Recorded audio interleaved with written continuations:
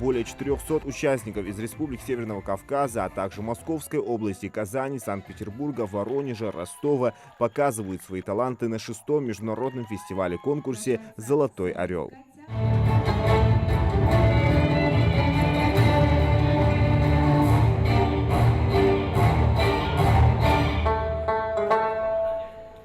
На суд жюри и зрителей представили 82 номера. Участники надеются на бурные аплодисменты в конце своих выступлений, которые придадут им уверенности и вдохновения. Некоторые коллективы уже успели выступить, и вот их первые впечатления. Я станцевала хорошо. Думаем, что будет что-то хорошее. Рассчитываем мы хорошо выступить.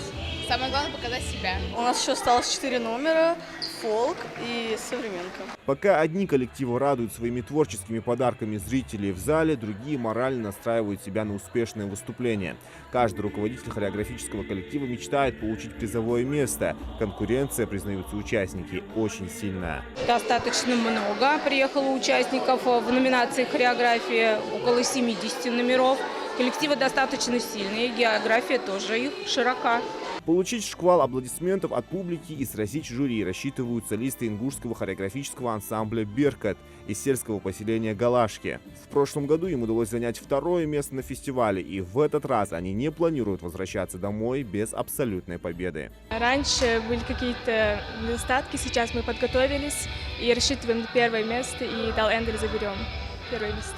Оценивают мастерство и талант выступающих одни из лучших хореографов, педагогов по вокалу, а также заслуженные и народные артисты Ингушетии и страны. У нас очень серьезное, солидное жюри, можно сказать, команда, которая работает уже на протяжении 6 лет.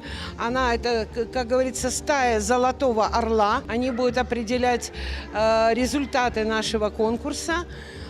Мы надеемся, что им будет очень сложно определить, кто получит гран-при. Каждый коллектив показывает несколько номеров. Это не обязательно национальный танец. Здесь можно увидеть новые формы и синтез всех видов искусств хореографии. Международный фестиваль-конкурс «Золотой орел» проводится в рамках международного проекта творческого и личностного развития детей и молодежи «Дети 21 века» при поддержке Московского института культуры и Министерства культуры Республики Ингушетия. Мы привезли самые лучшие коллективы, какие есть в Российской Федерации. И то, что происходит на сцене, честно говоря, переполняет нас гордостью. Итоги фестиваля подведут сегодня на большом гала-концерте. Победители получат кубки, грамоты и дипломы. В рамках конкурса среди участников будут разыграны гран-при. Зелимхан Кылоев, Адам Гулоев, Султан Магушков, Магаз 24.